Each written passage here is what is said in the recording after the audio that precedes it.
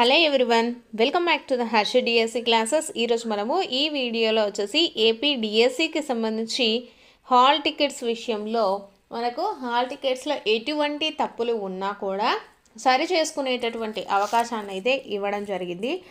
So ఏం సరి చేసుకోవాలి, లేకపోతే ఎవరికి ఏ ఏ ప్రాబ్లమ్స్ ఉన్నాయి, మీ నేమ్స్ చేంజెస్ అవ్వాలనుకున్నా, లేకపోతే మీకు ఫోటో కానీ క్లియర్గా లేకపోయినా ఏం చేయాలి, అలాగే ఎవరికైనా దృష్టిలోపం ఉన్న వాళ్ళకి కానీ వికలాంగులకు కానీ ఎటువంటి ఇన్స్ట్రక్షన్స్ అనేటివి మనకు ఎగ్జామ్ సెంటర్లలో ప్రొవైడ్ చేస్తారు అనేసి మనం ఈ వీడియోలో అయితే క్లియర్గా చూద్దాము. ప్రతి ఒక్కరు వీడియోని ఎండ్ వరకు చూడండి. డిఎస్సికి సంబంధించి మనకు ఎటువంటి అంటే మనకు హాల్ టికెట్స్లో కొంతమందికి తప్పులు అయితే వచ్చాయనేసి అంటున్నారు కదా, వాళ్ళకి కానివ్వండి, ఫోటో రాని వాళ్ళకి కానివ్వండి, మీకు ప్రతి ఒక్కరికి కూడా యూజ్ అవుతుంది. ఒకసారి అయితే చూసి అయితే వెళ్ళండి. ఎగ్జామ్ సెంటర్కి వెళ్ళిన తర్వాత మీరు ప్రతి ఒక్కదానికి టెన్షన్ పడకుండా ఈ వీడియోలో అయితే క్లియర్గా చూద్దాము. ప్రతి ఒక్కటి కూడా చెప్తానండి, చూడండి. సో మెగా డిఎస్సికి హాజరయ్యే దృష్టిలోపం లేకపోతే రెండు చేతులు లేని వారికి అదనంగా వచ్చేసి 50 నిమిషాల సమయం అయితే కేటాయించినట్లు పాఠశాల విద్యాశాఖ అయితే ప్రకటించిందండి. దృష్టిలోపం ఉన్న వాళ్ళకి అలాగే చేతులు లేని వాళ్ళకి 50 నిమిషాలు ఎక్స్ట్రా అయితే ఇవ్వడం జరుగుతుంది. అలాగే పరీక్ష రాసేందుకు సహాయకులను ఏర్పాటు చేయాలని, ఒకవేళ దరఖాస్తులో సహాయకుడి ప్రస్తావన లేకున్నా అవసరమని భావిస్తే సహాయకులను ఏర్పాటు చేయాలని సూచించింది. సో ఇటువంటి వాళ్ళు వచ్చేసి ఎవరినైనా అభ్యర్థులని తీసుకోవడం జరుగుతుంది కదా. సో కొంతమంది వచ్చేసి అప్లికేషన్ ఫిల్ చేసేటప్పుడు ఇలా సహాయకుడు కావాలని పెట్టినా కూడా రాలేదు అనేసి కొంతమంది అయితే మెసేజ్ చేశారు కదా. సో వాళ్ళ కోసం ఏంటంటే అక్కడ మనకు ఎగ్జామ్ సెంటర్కి వెళ్ళిన తర్వాత చూపించినా కూడా వాళ్ళు మన డిజేబిలిటీని బట్టి వాళ్ళే మనకు ఒక అభ్యర్థిని అయితే ఇవ్వడం జరుగుతుందండి. సో కాబట్టి అటువంటి వాళ్ళు ఏంటంటే ఎగ్జామ్ టయానికి ముందే అక్కడికి రీచ్ అయ్యి ఆ సెంటర్లలో వాళ్ళనైతే అప్రోచ్ అయితే వాళ్ళు మనకు హెల్ప్ చేయడం అనేది జరుగుతుంది. మీరేంటంటే నేను ఇలా పెట్టలేదు, నాకు ఎవరు హెల్ప్ చేయరేమో అనేసి మాత్రం వెళ్ళకుండా అయితే ఉండద్దండి.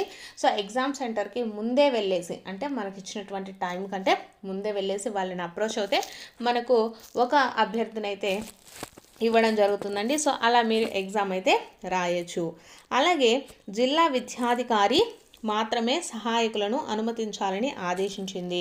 సో కాబట్టి మీరు ముందే అక్కడికి వెళ్ళి వాళ్ళని కనుక్కొని మీరైతే అప్రోచ్ అవ్వండి. టైం ఉంది కదా అనేసి మాత్రం అలానే ఉండొద్దు.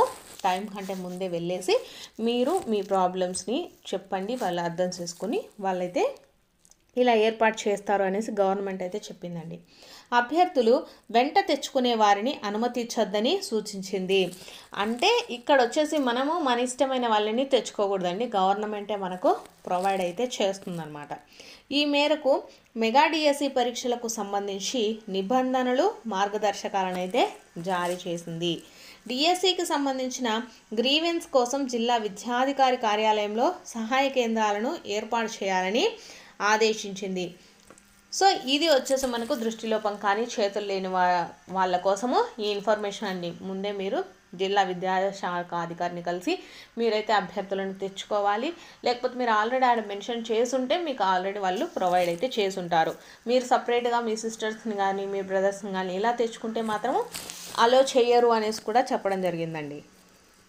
నెక్స్ట్ మిగతా ఎవరికైతే ఫోటోలు కానీ అప్లికేషన్లు ఏమైనా తప్పులున్న వాళ్ళ కోసం వచ్చేసి ఏంటంటే అభ్యర్థుల హాల్ టికెట్ల పైన ఫోటోలు లేకపోతే పరీక్ష కేంద్రానికి అభ్యర్థులు తీసుకొచ్చే తాజా ఫోటో కానీ గుర్తింపు కార్డును పరిశీలించి అనుమతించాలని అయితే సూచించింది. సో ఎవరైతే రేపు డిఎస్సి రాయడానికి వెళ్తున్నారో వెళ్ళేటప్పుడు వచ్చేసి మీరు కంపల్సరీగా ఒక పెన్నును కూడా క్యారీ చేయండి.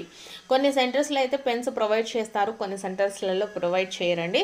సో మీరు కంపల్సరీగా ఒక పెన్ను, అలాగే మీది ప్రజెంట్ ఫోటో ఏదైతే ఉందో అది, అలాగే గుర్తింపు కార్డును కూడా తీసుకెళ్ళండి. అంటే పాన్ కార్డు కానీ, ఆధార్ కార్డు కానీ, డ్రైవింగ్ లైసెన్స్ కానీ, మీ ఓటర్ ఐడి కానీ ఏదైనా సరే సరిపోతుందండి.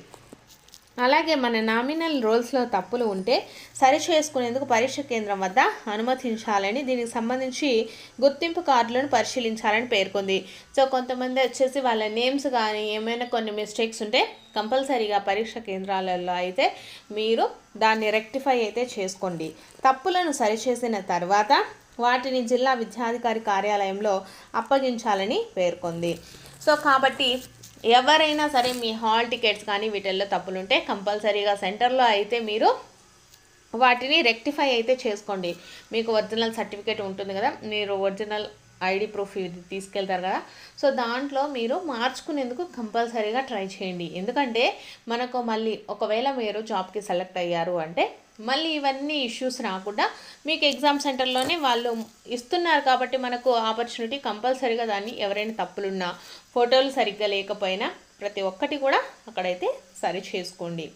సో ఇది వచ్చేసి మనకు డిఎస్సికి సంబంధించినటువంటి అప్లికేషన్లో ఎలాంటి తప్పులు ఉన్నా కూడా ఒకసారి అయితే చూసుకోండి. లేదు అంటే మనకు వచ్చేసి ఫోన్ నెంబర్స్ కూడా ఇచ్చారు కదండి సైట్లో, సో అక్కడ కూడా మీరు కాంటాక్ట్ అయ్యి మీకున్నటువంటి ప్రతి ఒక్క అనుమానాన్ని కూడా తీర్చుకోవచ్చు. సో ఇది వచ్చేసి మనకు డిఎస్సి అప్లికేషన్స్కి సంబంధించి హాల్ టికెట్స్కి సంబంధించిందండి.